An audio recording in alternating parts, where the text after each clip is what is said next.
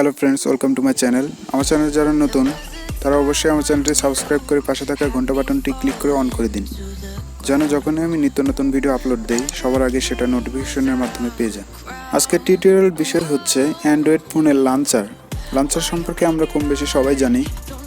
অনেক ধরনের লাঞ্চার আমরা ইউজ করে থাকি এবং মূলত সমস্যাটি হচ্ছে আমরা মোবাইল ফোনে একটি ডিফল্ট লাঞ্চার ইউজ করতে করতে বিরক্ত হয়ে যাই।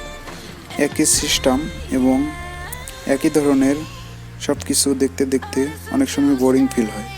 বাট আমি আজকে আপনাদের সাথে এমন একটি লাঞ্চার শেয়ার করতে যাচ্ছি যেটা ইউজ করলে আপনি কখনো বোরিং ফিল হবে। লাঞ্চারটির নাম হচ্ছে লেন্স লাঞ্চার। এখানে আইকনটি দেখতে পাচ্ছেন, এই যে আইকন, এটা আপনি চাইলে প্লে স্টোরে পেতে পারেন। জাস্ট গিয়ে সার্চ করবেন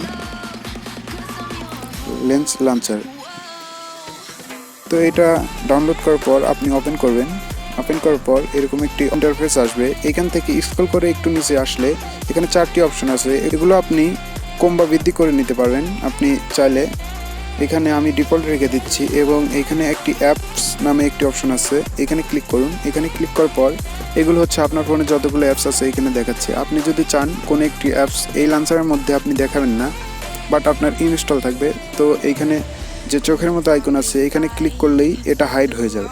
সো এখানে আরেকটি অপশন আছে সেটিংসে যান এবং এখানে ব্যাকগ্রাউন্ড নামে একটি অপশন আছে, ব্যাকগ্রাউন্ডে ক্লিক করুন। এটা ওয়ালপেপার ডিফল্ট দেওয়া থাকবে, তো আপনি চাইলে ওয়ালপেপার আপনার নিজের ইচ্ছা মতো সেট করতে পারেন। আমি আপাতত ওয়ালপেপার না দিয়ে একটা